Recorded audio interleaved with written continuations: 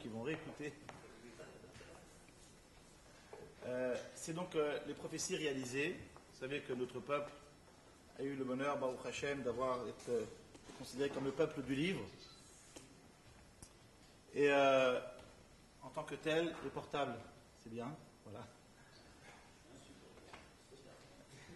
Nous avons eu, Dieu merci, beaucoup de prophètes qui ont écrit beaucoup de choses. Souvent, les prophètes ne sont pas abordables pour tout le monde, parce que les textes ont été écrits de façon assez mystérieuse, mais avec beaucoup de travail, et surtout pour des événements qui sont déjà réalisés, on peut, en recherchant bien, retrouver énormément de choses, des choses qui nous sommes arrivées en tant que peuple, à travers notre histoire, dans les livres. Lorsqu'on parle des prophètes, on ne parle pas seulement des prophètes qu'on connaît, mais ça englobe tous les textes talmudiques, les textes bibliques, du Zohar, etc., qui très souvent donc ont fait utilisation en fait de prophéties pour nous dire des choses qui devaient se réaliser à travers notre histoire. Vous savez, lorsqu'on parle de prophétie, on parle systématiquement toujours de deux concepts. On parle toujours de deux choix, parce que sinon vous allez me dire, si tout ce qu'on va vous montrer était écrit, est-ce que réellement il y avait un libre arbitre? Alors il faut savoir que ce qu'on vous montre, c'est toujours uniquement le chemin finalement qui s'est réalisé. Mais à l'origine, dans les différents textes, il y avait toujours deux scénarios possibles. Le scénario A ou le scénario B. Finalement, nous, par notre comportement, on a choisi un scénario.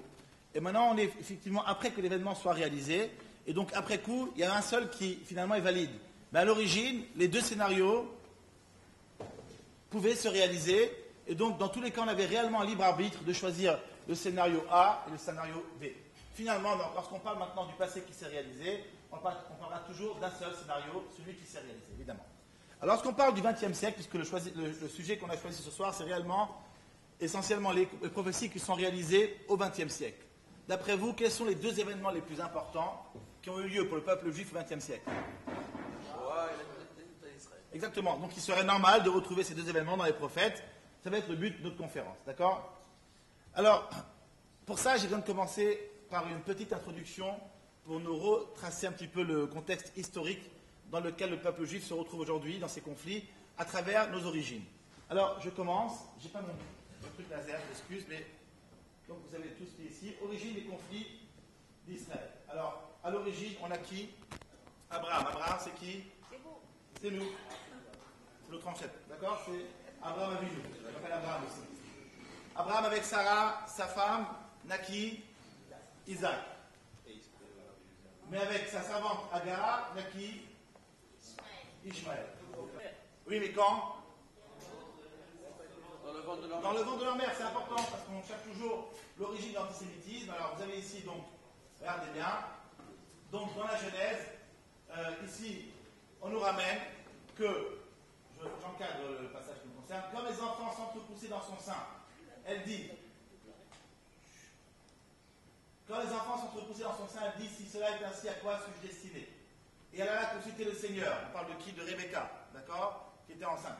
Le Seigneur lui dit, deux nations sont dans ton sein. Tout ça, c'est dans la Genèse. Deux peuples sortiront de tes entrailles.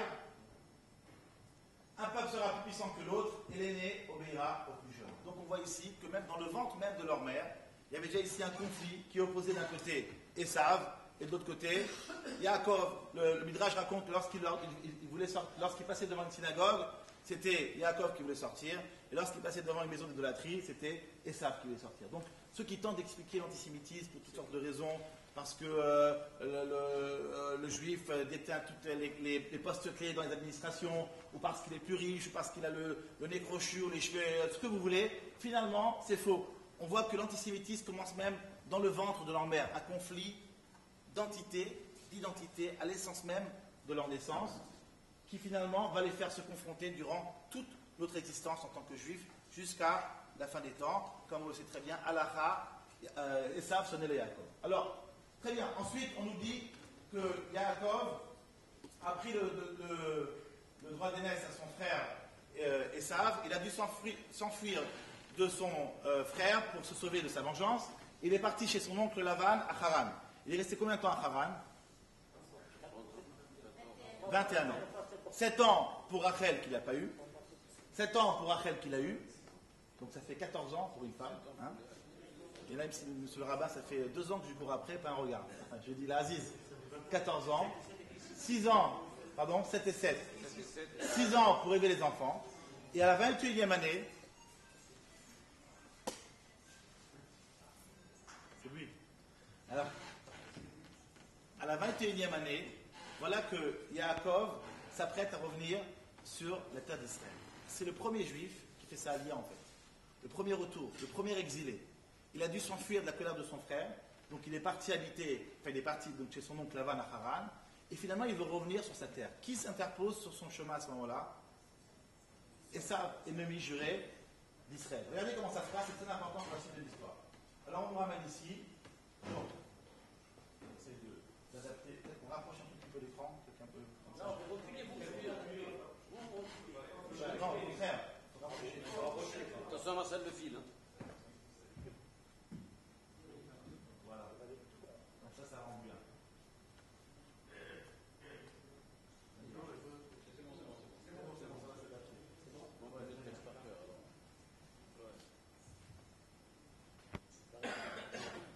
Jacob envoya des messagers en avant vers Ésaü, son frère, au pays de Séir, dans la campagne d'Édom. C'est-à-dire qu'on parle bien au moment où Jacob Avinu revient en Israël. Son frère s'interpose sur son chemin, il lui envoie des messagers. D'accord? Rappelez-moi de vous rappeler plus tard que le pays de Esav, c'est quoi? C'est Séir, comme il y a marqué ici. Au pays de Séir, c'est important pour la suite. D'accord? Ensuite, les messagers renvoient près de Jacob en disant, donc on a vu ça maintenant, les messagers renvoient près de Jacob en disant, nous sommes allés trouver ton frère Ésaü, lui-même vient à ta rencontre et 400 hommes l'accompagnent. Dites-moi, parce que vous partez à l'aéroport, vous accueillir le tonton Albert et tata Simone, vous partez 400 Malabar? Non. Avec la petite Rivka, le petit Shlomo, il y a un bouquet de fleurs. Mais quand vous partez avec 400 Malabar, c'est signe de guerre. Et quelle est la réaction à ce moment-là de Yaakov Avinu? Yaakov fut fort effrayé et plein d'anxiété. Est-ce que sa réaction est normale? Pourquoi normale? Nous, en Israël, on est entouré de 6 nations arabes, armées jusqu'aux dents, qui n'ont qu'un seul désir, de jeter à la mer. Est-ce qu'on est fort effrayé, plein d'anxiété? Non, pourquoi? On a la Emouna. Et d'où est-ce qu'on tire cette Emouna? De nos ancêtres. Comment se fait-il que, justement, eux-mêmes, lorsqu'ils sont devant l'épreuve, d'un seul coup, ils perdent leur confiance? Alors, il faut savoir qu'il y avait eu ici un pacte qui avait été passé entre Yaakov Avinu, au moment de son exil, et l'Éternel. À savoir que Yaakov avait dit, moi je m'engage à accomplir toutes les mitzvot si tu me protèges durant cet exil. Or, il y a eu 2 mitzvot qu'il n'a pas pu accomplir durant son exil. Quelle mitzvot c'était? Respect des parents et Eretz Israël. Donc, 2 clauses d'un contrat qui n'étaient pas respectées. Le contrat est caduc, remise en question de l'ensemble du contrat. D'où la crainte de Yaakov, sachant que Yaakov a toujours voulu être jugé selon la rigueur et pas selon la miséricorde. Ok, ça c'est donc l'histoire du premier retour du peuple juif sur la terre d'Israël. Pourquoi je vous la raconte? Parce qu'il y a un Nachmanide qui nous dit comme ça, Maaseh Avot, Siman Abanim. Tout ce qu'on nous raconte dans la Torah, à la paracha, à la synagogue, le Shabbat, c'est pas uniquement pour faire passer le temps le samedi, ni uniquement pour revenir dans l'histoire. C'est qu'il faut savoir que tout ça, c'est une projection pour les enfants d'Israël à travers leur histoire. Maaseh Avot, Siman Abanim. Or, comment est-ce que, effectivement, dans les événements de la Torah, on voit une projection pour le futur? Là, vous avez un cas classique. Si je résume, c'est un juif qui veut revenir sur sa terre, au moment où lui-même se sent un petit peu en manque de confiance parce qu'il sent qu'il n'a pas été engagé comme il faut, et à ce moment-là s'interpose sur son chemin son ennemi juré, c'est-à-dire son frère Ésaü. Regardez, on va voir ensemble les différents retours du peuple juif sur la terre d'Israël. Regardez bien. Alors, d'abord on a vu le premier retour, Yaakov, après 21 ans d'exil, revient en Israël. Ensuite, Yaakov avec ses enfants descend en Égypte, on va y rester combien de temps? 210 ans. Ensuite, deuxième retour, les flèches rouges, c'est les retours en Israël. On reste 40 ans dans le désert et on rentre en Eretz Israël. Cette fois-ci, on va y rester 910 ans. Construction et destruction du premier temps. Donc, après la destruction du premier temps, on est en exil. On va en exil de Babylonie. Cette fois-ci, on va y rester combien de temps? 70 ans. Après 70 ans, on retourne en Israël. Et effectivement, construction et destruction du second temps, on va y rester 420 ans. Et ensuite, on retourne, exil, pour finalement rester pratiquement 2000 ans en exil. Et après 1900 ans, dernier retour, quatrième retour du peuple juif en Israël, celui qu'on est en train de vivre actuellement, le quatrième retour, qui est évidemment, on n'est qu'à une partie du retour, mais qui est un grand retour de Mars qui a commencé il y a pratiquement, on va dire, 80 ans. Très bien. On a vu ensemble le premier retour, voyons voir ensemble le deuxième retour. Qu'est-ce qui se passe lorsque pour la seconde fois de son histoire, le peuple juif sort d'Égypte et s'apprête à rentrer en Israël? Qui s'interpose sur son chemin? Et Amalek, c'est un descendant de qui? L'histoire se répète, regardez bien. J'espère que ça va marcher. Très bien. Alors, le peuple d'Israël sort d'Égypte. Sur la route d'Israël s'interpose Amalek. Alors, regardez bien, non, petit retour.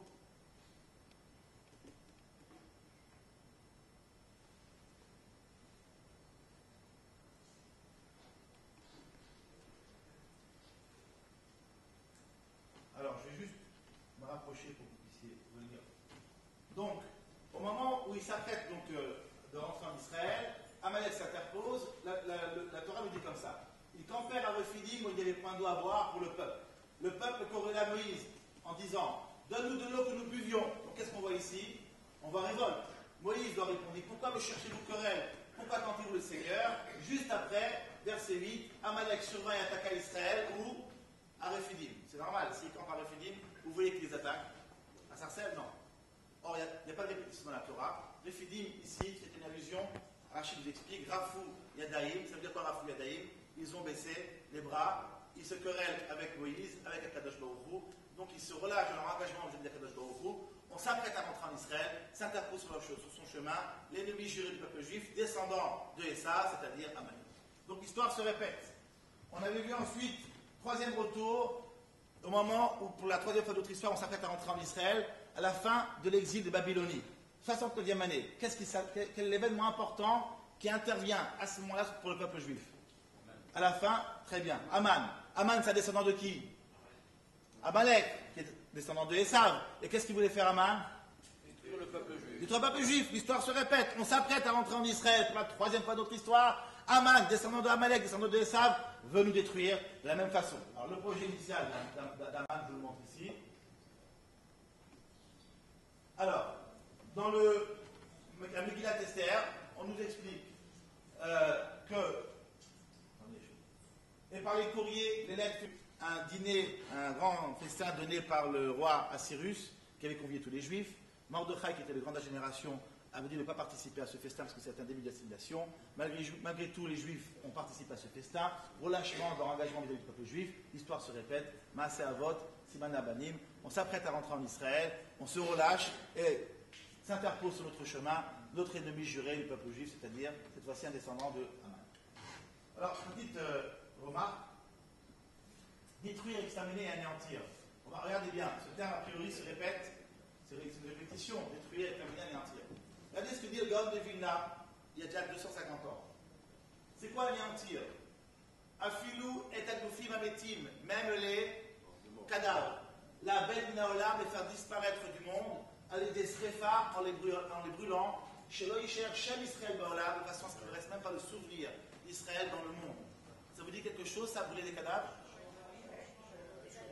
Les fours crématoires. C'est incroyable, on a déjà ici l'origine du projet de la solution finale. Détruire, exterminer, anéantir. Non seulement les tuer, mais aussi brûler les cadavres. Ça, c'était le projet de Haman il y a 2500 ans. Au moment où on s'apprête à rentrer en Israël. On y reviendra. Alors, la question que je vous pose, on a vu ensemble que ça a été systématique. On revient en Israël une fois, deux fois, trois fois, 3 fois s'interpose sur notre chemin l'ennemi juré du peuple juif au moment où on se relâche dans notre engagement. Je suis talmudiste et historien. J'ai constaté, a priori, que c'est vraiment comme ça que ça se passe. Et admettons que nous sommes au début du XXe siècle, je m'aperçois que pour la 4e fois de notre histoire, le peuple juif s'apprête à rentrer en Israël, les grandes épopées sionistes des années 30. Jusqu'à aujourd'hui, j'ai vu qu'à chaque fois qu'on a voulu rentrer en Israël, un descendant de Esav va venir s'interposer. Voilà que justement on rentre en Israël, les Juifs reviennent en masse. Alors je me pose la question, est-ce que je peux trouver un texte quelconque, un Talmud ou autre texte, qui peut me donner l'identité du descendant de Esav qui va s'interposer pour nous empêcher pour la 4e fois de notre histoire de rentrer en Israël? Alors là j'arrête, je finis mon introduction et je commence la conférence. Donc attachez vos ceintures, mettez des cigarettes parce qu'on va décoller. Très bien. J'ai ici une Gemara, le Talmud, traité de Megillah. Le Talmud a été écrit à combien de temps? Il y a 1500 ans, grosso modo. Donc la page que vous avez en face de vous a été écrite, rédigée il y a 1500 ans. Comme elle fait souvent le Talmud amène des textes bibliques ou autres, des prophètes ou autres, comme ici par exemple les Teilim, les psaumes, et demande l'explication de ces versets. Regardez ici le verset. Rabbi Yitzhak a également dit, que signifie le verset? N'accorde pas éternel les demandes des méchants, ne laisse point s'accomplir leur perfide dessein, ils s'élèveraient trop haut, c'est là. Donc on nous parle ici, il y a un psaume de David qui s'adresse à Dieu, qui dit comme ça, ne laisse point éternel, n'accorde pas éternel les demandes des méchants. Quel méchant? Ne laisse point s'accomplir leur perfide dessein, quel dessein? Ils s'élèveraient trop haut, c'est là. Le Talmud commente et explique. En fait, ici, le roi David ramène une prière que Yaakov Avinu a adressée à l'Éternel. Qu'est-ce qu'a dit Yaakov? Yaakov a dit devant le samedi soit-il, souverain de l'univers, ne donne pas à Ésaü le mauvais désir de son cœur, ne laisse point s'accomplir ses perfides desseins. Donc, qui est l'identité des méchants? C'est qui? Ésaü. Mais Ésaü, il est mort depuis longtemps à l'époque du Talmud. Et Yaakov aussi est mort. Donc en fait, il est clair qu'on ne parle pas d'Ésaü lui-même. De qui on parle? D'un descendant d'Ésaü. Alors on la suite. Le Talmud continue, il s'agit de... Quel est le descendant d'Ésaü moderne? Il s'agit de Germamia d'Édom. Car s'il sortait, il détruirait le monde entier. Ça vous dit quelque chose, ça? Germamia d'Édom? Ah oui, les Germains, les Allemands. Les Germains, les Allemands. Et détruire le monde entier, ça vous dit quelque chose? Guerre mondiale. Guerre mondiale. Donc on a un texte datant de plus de 1500 ans, où clairement on nous donne l'identité d'un descendant de Esav qui pourrait être un danger imminent pour l'humanité, pour le peuple juif, qui pourrait carrément détruire le monde entier, dont l'identité est quoi? La Germanie, à une époque où la Germanie n'existait même pas encore.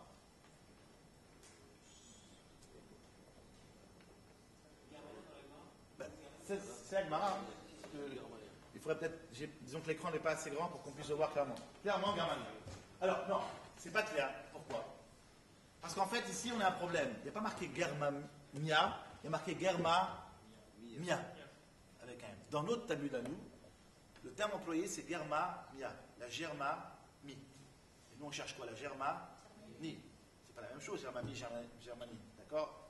C'est comme si on disait Maninova, à la place de Maninova. Ça ne marche pas. Encore, c'est bien Germanie et pas Germanie. Alors, on aurait pu tout simplement répondre, vous savez qu'à travers le temps, de nombreuses fois, le Talmud a été, certaines fois, même il y a eu des erreurs, certaines fois il a été censuré. Donc peut-être que par vue de censure, à une époque, on aurait transformé le Germanie en Germanie. Mais on a été plus loin, on s'est dit non, c'est pas possible. Donc on a cherché. Pour bien marquer si Germanie et pas Germanie. Regardez bien. Alors, donc je reprends le terme, il s'agit de Germania des Dômes, car si certains détruire le monde entier, je reviendrai là-dessus ensuite. On a cherché. Rachid nous dit comme ça, et ramène effectivement. Rachid nous dit qu'il nous met au Tsenomar Germania et Ashkenaz chez la nous. Il semblerait qu'en fait, de qui il s'agit? De l'Allemagne. Notre Allemagne, notre Ashkenaz, c'est quoi Ashkenaz? Définition d'Allemagne. Mais d'où est-ce que Rachid se permet de changer? Ok, il le change. Alors il ramène ici le Gog de Vilna, on va le ramener. Donc d'abord je le dis ici. Germania, c'est le nom d'une monarchie du royaume des Dômes. Rabbi Yaakov Endem, il y a déjà 300 ans. comment déjà ce Rashi échange directement. Il est probable qu'il s'agit de Germania de Trashtenaz. Donc première correction date d'il y a 300 ans. C'est pas suffisant. Parce qu'à 300 ans, effectivement, l'Allemagne existait déjà. Donc on a continué à chercher. Et on a trouvé le Gaon de Vilna qui lui-même fait ce changement. Le Gaon de Vilna ramène effectivement il y a 250 ans Germania, à savoir Germania. Et d'où est-ce que le Gaon a tiré son passage? Regardez bien. Le Gaon de Vilna sur la Mishnah Negaïm. Dans la Mishnah Negaïm, on nous ramène là-bas la Mishnah elle-même, qui est date de pratiquement 2000 ans, nous ramène le terme Germoni avec un N. Et le Gaon commente comme ça. C'est quelqu'un des enfants de Gomer, comme le dit la Gemara Yoma. Gomer c'est Germania, mais il faut lire Germania. Et d'où est-ce que le Gaon le sait? Comme le fait le Yalkut Shemoni. Or, le Yalkut Shemoni date il y a combien de temps? A été un peu après le Talmud. Donc, on a déjà un texte datant pratiquement du Talmud qui a déjà corrigé Germania en Germanie sur la base d'une Mishnah dans les Gaïm où il y a marqué Germoni avec un N et pas avec un N. Donc, on a une correction datant d'environ 1400 ans qui déjà nous confirme clairement la Germanie en tant que descendant de Esav qui pourrait être un danger pour l'humanité. Mais la question est de savoir, ok, l'Allemagne, mais à quelle époque l'Allemagne? Puisque l'Allemagne, elle existe depuis un certain temps.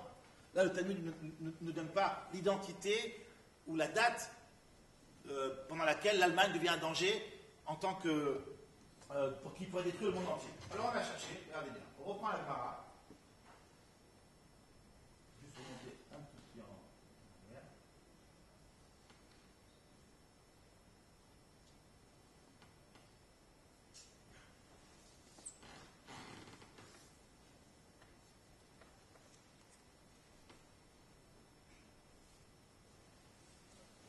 Le Talmud continue. Le même Talmud. Rabbi Chama bar Hanina a dit il y a 300 têtes couronnées en Germania des Dômes.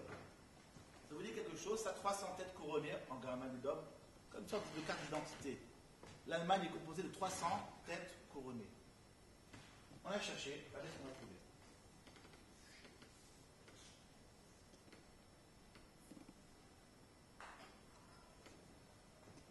Alors, vous avez ici le Britannicus. Ça décrit un peu petit, un principe de l'écran beaucoup plus grand. Regardez bien. L'Empire germanique, c'est un livre d'histoire, encyclopédie d'histoire. L'Empire germanique, après 1648 jusqu'à 1870, date du traité de Bismarck, où à partir de 1870, il y a eu la réunification des Allemagnes, qui a entraîné la première guerre entre la France et la Prussie, ensuite la Première Guerre mondiale et la Seconde Guerre mondiale. Donc, regardez bien, composition de l'Empire germanique entre 1648 et 1870. Composition, constitution.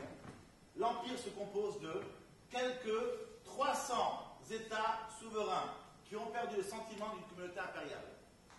300 États souverains, ça vous dit quelque chose, ça? On l'a dit, 300 têtes couronnées. Il y a 300 têtes couronnées. Le Talmud nous dit à 1500 ans qu'il y a 300 têtes couronnées en Germania des Dômes. Qu'est-ce qu'on trouve? 300 États souverains qui composent l'Allemagne entre 1148 et 1170. Pas 302, pas 298. 300 têtes couronnées. Précision d'ordre scientifique. 1100 ans avant que la chose ne se réalise. Vous me suivez? Alors, d'après vous, comment le Talmud a su qu'il y a 300 têtes couronnées, qu'il y aurait 300 États souverains? Comment le Talmud l'a su 1100 ans auparavant? Parce que ça, cette constitution, encore une fois, je répète, c'est à partir de 1648. À partir de 1648 jusqu'à 1870. Or, le Talmud a été écrit à 1500 ans. Comment est-ce que le Talmud l'a su? Alors, je vous ai demandé de me rappeler quel était le pays de Esav. Comment s'appelle le pays de Esav? Très bien, tout le monde a retenu. Seir, c'est quoi? C'est Shin. Ir. Shin, c'est quoi? Valeur numérique de Shin. Ir, c'est quoi? 300 villes. 300 États souverains. 300 têtes couronnées. Donc, la Torah m'a déjà expliqué quelle est finalement la structure de base de ce qui va être. Vous savez, par exemple, Israël est composé des 70 enfants d'Israël, les 70 enfants de Jacob qui sont descendus en Égypte. Ça, c'est Israël. Le Gog et Magog, c'est 70 nations forces du mal.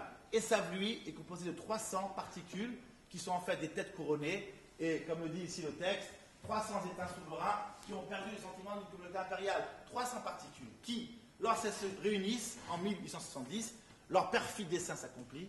300 États souverains qui forment une seule et même puissance, et qui à chaque fois entraînent des guerres. Et qu'est-ce que font les Alliés systématiquement lorsqu'ils gagnent des guerres? Ils séparent les Allemagnes. Qu'est-ce qu'a fait Hitler lorsqu'il est monté au pouvoir? Il a réannexé les zones qui avaient été reprises par la France. Et ensuite, qu'est-ce qu'ont fait les Alliés en 1945? Ils ont de nouveau séparé les Allemagnes. Et qu'est-ce qu'ont fait les Allemands récemment? Ils sont de nouveau réunifiés. La force de l'Allemagne tient dans sa réunification, c'est leur perfide dessein. Tant qu'ils sont décomposés en 300 particules, ils ne sont pas dangereux. Mais dès qu'ils se réunissent, ils forment les sables et ils deviennent dangereux. Cette page vous dit quelque chose? Le Megillat Esther. Très bien. Là, on parle ici de la pendaison, enfin, on nous relate dans cette page la pendaison des 10 fils d'Aman. Vous savez que l'histoire veut que donc, la potence qui avait été réservée finalement à Mordechai va être finalement adressée à Haman et ses enfants. Et donc, finalement, on les prendra. Et là, dans cette page, on nous voit ici, vous savez que c'est écrit les uns sur les autres. À l'image de leur pendaison, il y avait une grande potence avec 10 échelons. Et à chaque échelon, il y avait finalement un des fils d'Aman qui était pendu. C'est pour ça qu'on écrit comme ça. Et c'est pour ça que tous les sophimes, tous les scripts qui retranscrivent cette page, la retranscrivent de cette façon-là.